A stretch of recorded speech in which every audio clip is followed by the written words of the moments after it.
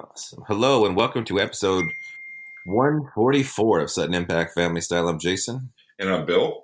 And I'm going to start us off with several business moments. It was a real busy week. Okay. I'm going to shock Jason here and tell him that Stephen A. Smith is now the highest paid ESPN broadcaster at $8 million a year. Oh, I heard he was getting 10. No.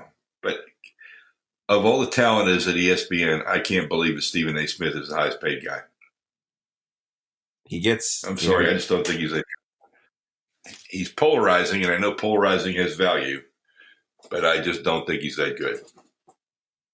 Oh, I agree. I thought I never liked him. I like Skip even less. And then I think Skip is pretty highly paid.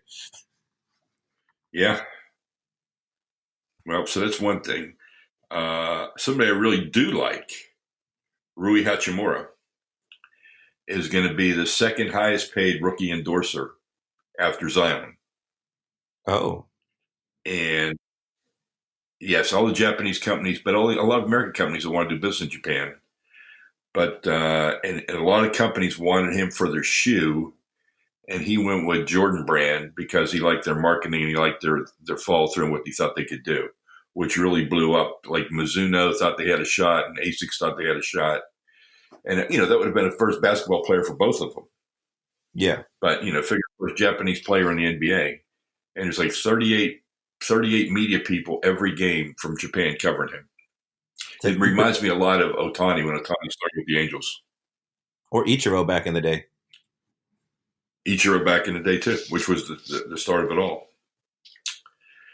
I want to talk about the business aspect of NBA load management. Okay. I understand load management, and I understand that you've got to protect your players because the players are the game. But when I saw that Kawhi sat out a game against the Bucks, and I'm thinking to myself, that's the only time he would play at the Bucks all year, unless they made it to the NBA Finals. Right. So couldn't you let him sit out another game where he's playing against an opponent from the West, where they would be 2 home games and 4 games total? So I just think it's unfair to the people that paid and paid for prices to see Kawhi come in to Milwaukee and play against the Bucks, and they get the understudy, which I know happens in Broadway from time to time, but I don't think anybody's ever happy about it. No, and with Broadway, it's typically not during the first run of the show. Unless there's an illness or an injury or something along those lines, like a Bette Midler gets run over by Kramer in a Seinfeld episode, kind of thing. Uh-huh. And the other thing I would say about load management, I thought that the NBA over the last few years, they've done some more to make sure there's not, as many back-to-backs, and they've tried to help out with the load of their players. With it, has that not happened? Yeah, they have, but it just like this time, and everybody comment on this one because, it's a great matchup. First of all, the Clippers and the Bucks. But then, and I'm not a big Steve Greenberg fan, or Mike Greenberg, but, he was the one pointing it out that there's a lot of people paid a ridiculous price, the secondary market price to go to that game because they wanted to see Kawhi and the Greek Freak. And so you paid maybe, $40, $50 over face or more, and you didn't get what you paid for. So it's an issue. But to me, the issue is, should you really be playing? If load management's an issue, then what the real issue is 82 games. Yeah. Oh, agreed. That's the real issue. So, and I've always maintained that people will pay more if the game means more. So the sponsors can pay more. You pay more for your suite, pay more for your tickets because there's less games and they're more meaningful. So less is more. And I don't see why somebody's not willing to test that. Because you can't. I mean, I know you could say you could raise. I mean, if you raised, every game, whatever, minimal amount of money, but the owners never want to back. They can't see it. It's like Gollum with the ring. Like once they have all that money, they never want to go back. They want to raise the price. They're like, why don't we just raise the price on all 82 games? Keep 82 games. Greedy people. If I had baseball tickets, and you were going to drop my home games from 81 home games to 71 home games and Yeah. charge me the same amount, I'd be fine with it. Because to me, it makes sense. Yeah. But I don't know. So that's something I just want to see where it goes. How about the outburst of Chargers ownership saying they're not going to London? That was definitive. You could say that, right? There was some scorched earth there. I've never heard that many F bombs But statement before. not by an owner. No, not by an owner, that's for And sure. I thought that was something. But I think he's sensitive about the move. Really, is not working out for the Chargers. Okay, it's just really not working out. They're not selling well. There's no following for them in LA. The Raiders had more of a following than they did. So it's just a question. It was a bad business decision. If you would have waited it out, maybe negotiate a little bit better in San Diego, you probably could have got some kind of a deal done. But worst case, you could have moved into Oakland and been embraced by the community because there's an NFL team, and I think they would have built a stadium for them. So it's just not. I don't see it working out in LA. No. The Rams. It's tough enough. If you look at the pecking order, it's Lakers, it's Dodgers, it's the Kings, it's the Clippers. Mm-hmm. Then it's probably USC, UCLA. And then it's probably the Rams. And then it's probably the Chargers. Yeah. And maybe the Rams are higher than USC, UCLA because they're both having down years. So I don't know. But there's a lot of competition in that market. And it's another. And if the Angels sign, if the Angels sign Garrett Cole and Joe Madden's managing the Angels and the Angels become something, then the Angels will jump up the scale too. Yeah. So it'll be interesting to go. A lot of people from other cities that move to LA. And, it's still a fandom with them, Yeah, for sure. And my last thing I want to talk about is the Pac-12. And Pac-12 attendance over the last 5 years is down 13% for football. And they really have not had a compelling team in the Pac-12 since the Chip Kelly days at Oregon. Yeah, sadly. I mean, and Pete Carroll at SC. That's been it. But that's a lot of markets and a lot of places where, it's not working out. So I don't know what they need to do. I mean, if Urban Meyer ends up going there, maybe he's a shot in the arm for the conference. I don't know. I mean, Chip Kelly at UCLA hasn't worked out either. No. In Oregon, they've got cool uniforms. It's a beautiful campus. The connection with Nike. Yeah. And Oregon's always pushing the envelope. Yeah. But maybe Chip Kelly needs to go back to Oregon. It'd be exciting, at least. Well, let's talk about our big story of the week: LSU, Alabama.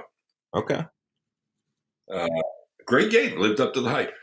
It did for once. Alabama was in a big hole to start that game. And they played a great second half. And Tua played on a 1.5 legs. Mm-hmm. And they lose by 5 points.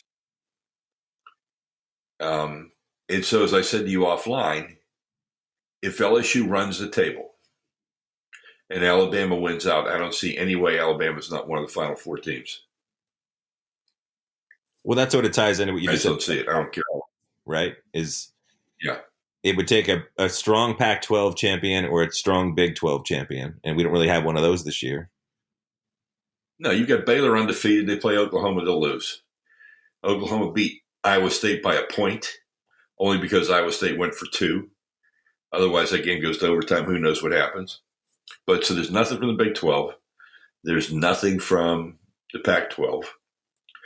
I guess you could conceive. I don't know what the Big Ten schedule looks like, but Penn State's loss to Minnesota is a huge loss. So now Penn State still has Ohio State to play. Mm-hmm. Minnesota's got 3 games left, I believe. And I know one. I think one of them's got to be one of the power teams. They have to play at least one of them, I think. I don't know. Maybe I'm wrong. But you can maybe if you don't, you end up with Minnesota, Ohio State. And if Minnesota would beat Ohio State, Minnesota's sitting at 7 now on the coaches poll. So we'll see where they move them to in the rankings. Right. But that was a huge surprise. It was a really fun game to watch.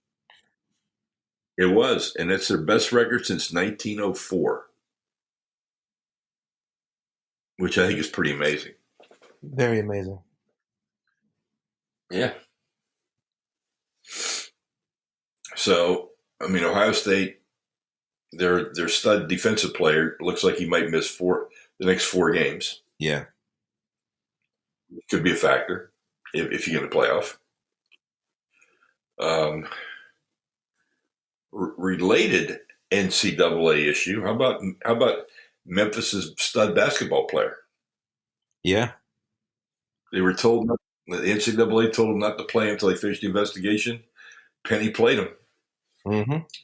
so he could be considered ineligible, which would really be a mess. I think if you're Penny, you probably But once again, he's going to get gone, or he's not. I mean, you're confident one way or the other. That's why you went ahead and played him, I think. Well, supposedly the violation was that when Penny was not associated with the basketball team, he was a booster, and he was helping this guy with a house or something. I don't know what it was, financial aid kind of things. I don't know.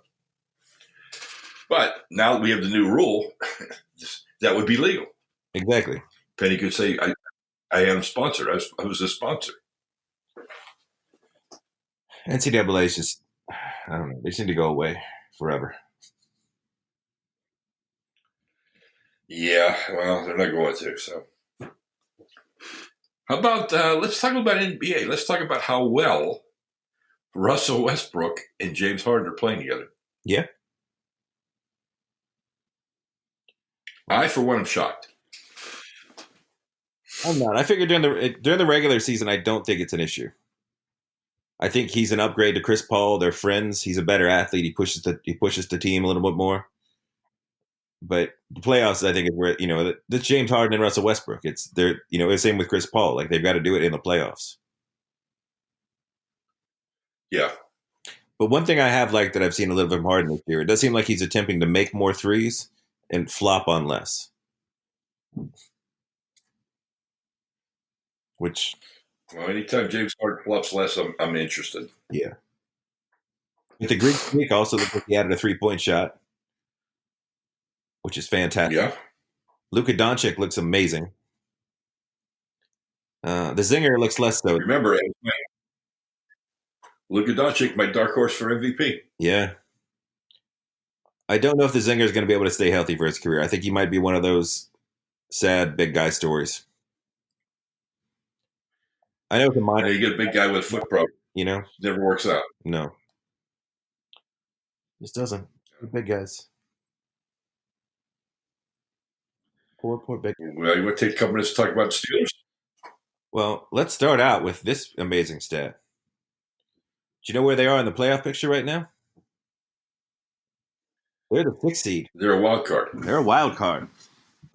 And before we get into the game itself, let me read 7 games. 3rd, right. at Cleveland. The next Sunday, they're at Cincinnati. So get two games in a row, but those are not great teams. They're home for Cleveland, at Arizona, home for Buffalo, at the Jets, at Baltimore.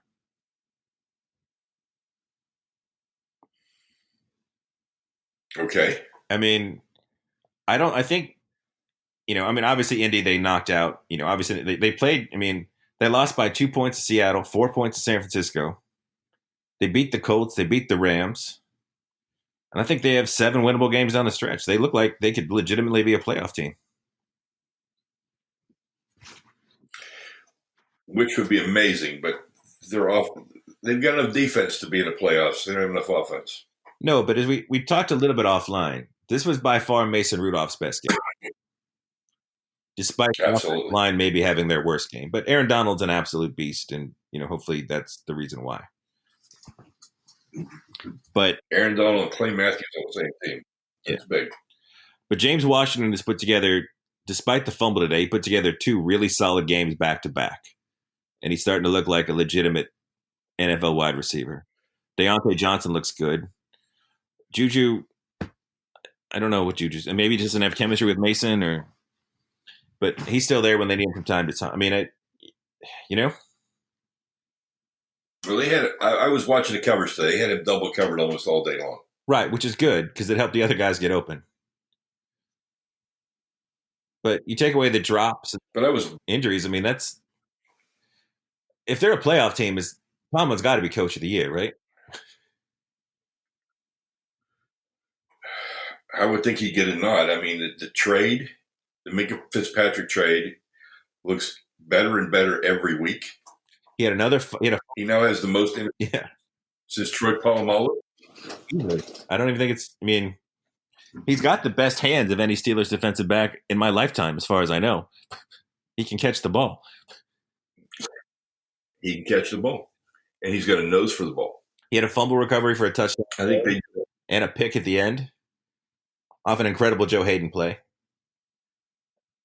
And he seems to always be. How about Cooper Kupp not catching the ball? No catches for Cooper Kupp. Cooper Kupp did not have 0 catches. Yeah.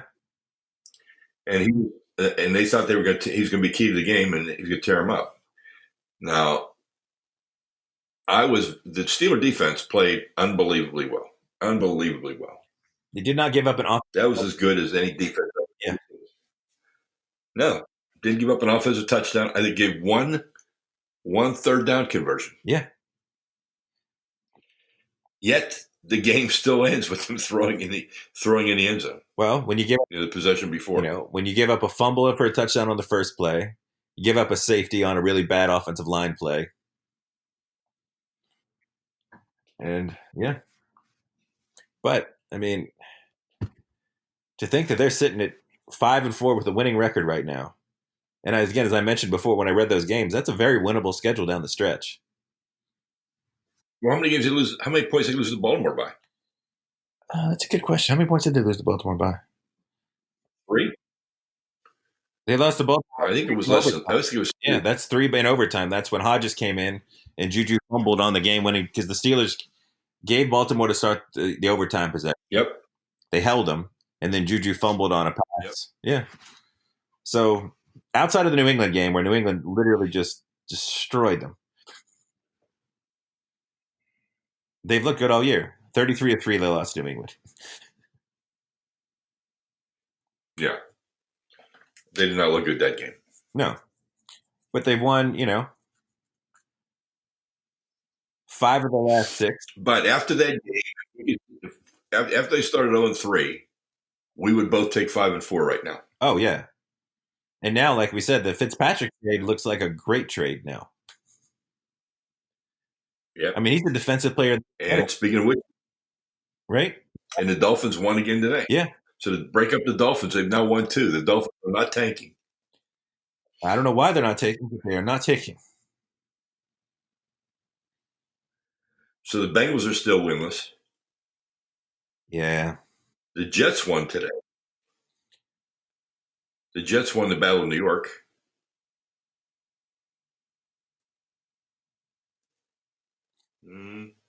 Cardinals lost to the Buccaneers, which surprised me.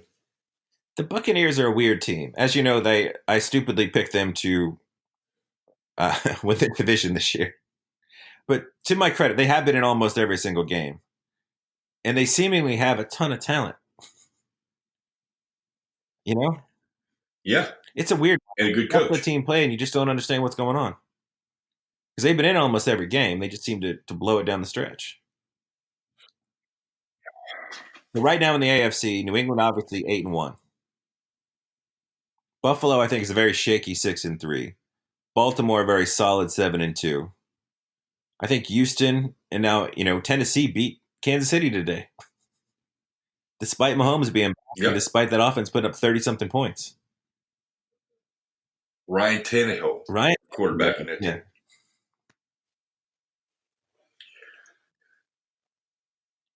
And Oakland Raiders. I don't know. It's just it's an interesting NFL year. Yeah. Oakland Raiders. The Oakland Raiders, 5-4. 5-4. And who would have thought after the way their season started with the Antonio Brown thing, who would have thunk it? Yeah, yeah, the Khalil Mack thing, where they were and it looked like he was an idiot, and then all of a sudden, and then in the AFC, in the NFC, Yeah, they're playing. tomorrow night's game, you got the undefeated 49ers versus the 7-2 Seattle Seahawks. That's That's going to be a great that's game. gonna be a great game. Very excited for that. New Orleans also lost to Atlanta today, badly. That's what I was going to ask you on. That was the most shocking. That might be the most shocking game of the year to me. Although on the NFL pregame, they talked about that the Falcons are a baffling team because they have so much talent that they probably have better talent than most teams they play, and they lose. But today, they not only won, they dominated that game. They dominated that game. They sacked Drew Brees 6 times, and they've won 2 games this year. 2, and that was one of them. Like, I know. Blows me away. and then Green Bay 8-2 won again on a they had that goal line stop in the snow, which was kind of cool to watch today. That was very cool to watch today. I love living in Florida so I can watch other people play in the snow. Yeah, the snow. But yeah, that was awesome. Dallas and Minnesota tonight should be a good game. But you never know. You never know how good Dallas is. You never know how good Kirk Cousins is.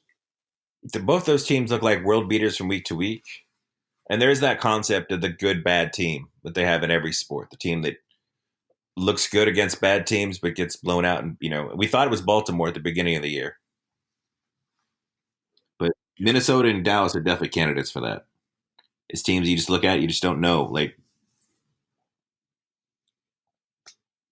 because Minnesota at times is Yeah. phenomenal,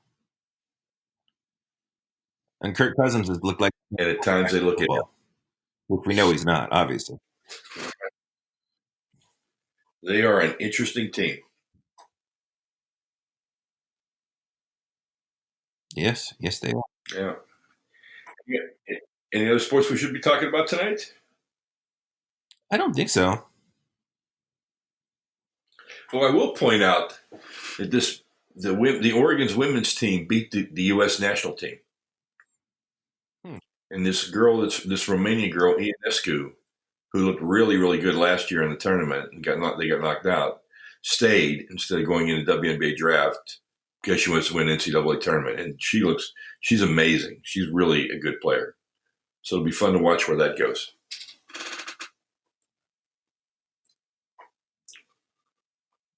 I was also thinking about Golden State today. Okay. I was thinking, okay, next year they get Clay back.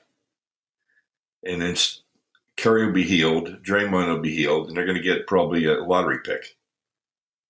So it can be really interesting. But the caveat with that is this is one of those weird drafts. They said it's like 2013, where nobody knows who is actually the number one. There's not like a definitive top 2 or 3 guys. There's no Zion this year. We're at a point where it's early. Yeah, but it's only November. Somebody will emerge. Yeah, the youngest ball is emerging with the pick. Which would be interesting to see LeVar Ball fit into that culture. It would be. I might actually root for that to happen. I had a great food moment this week. I went to an Italian restaurant in Chicago called Volare. Okay. And I only picked it because it was cold. It was 30 degrees and it was close to my hotel. And I went in and it was amazing. I had homemade ravioli, homemade meatballs, some bruschetta, some eggplant rollatini, everything outstanding. So if you're in Chicago, Volare would be a place to check out. Okay. That's good to hear. Yeah. My entertainment moment was I saw The Lighthouse. And since Jason hasn't seen it yet, I'm going to wait till he sees it, and then we'll talk about it because I don't want to form his opinion or form anybody else's opinion. Because it is pretty, Yeah. And Mom and I started watching Stumptown last night, and I thought Stumptown was pretty good. Okay. We watched 3 episodes of it. I think we're going to watch a couple more tonight. I was surprised. Because this is the woman from How I Met Your Mother, and Marvel. and she's playing this tough private Mm-hmm. detective, and she pulls it off. Okay. She's also an Afghan war vet, which I didn't know, but she pulls it off, and it's like, and I used to love the Rockford Files because he like never had any money, and he was always taking these bad cases. She's like the female version of Rockford, And I think Jake Johansson, so it was highly right? entertaining. Jake Johnson, the guy from New. Yeah, I like him a lot too. he was in The Following. Oh, was he?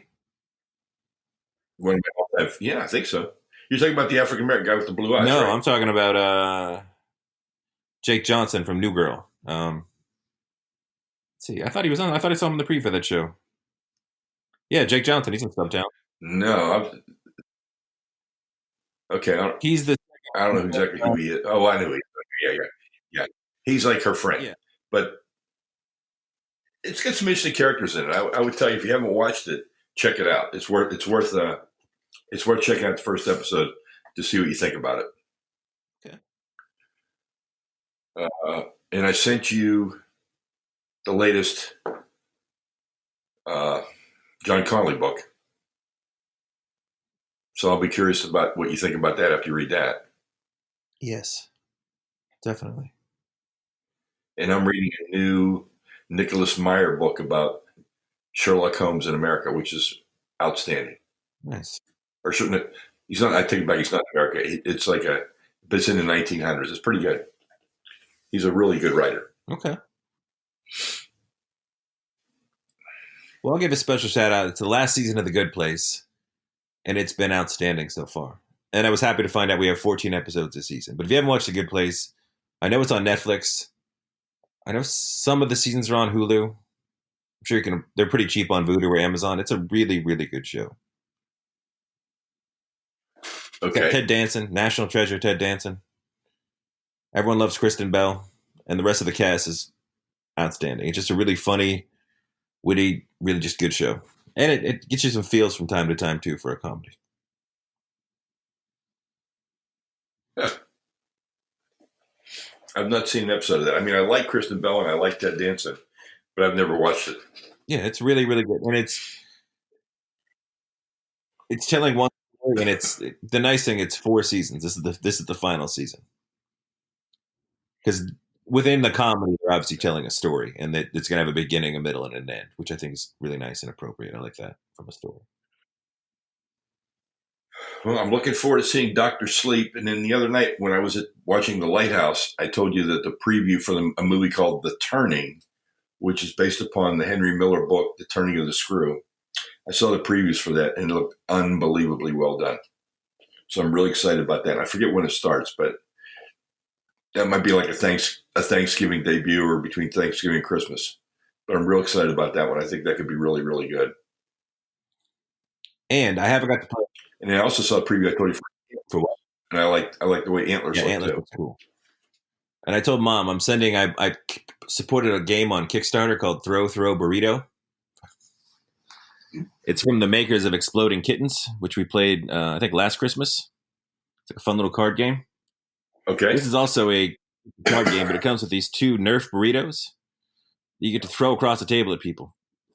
I don't know how it all works together, but I was like, I think Dad will enjoy this game. He can throw stuff at people. So I'm shipping that down.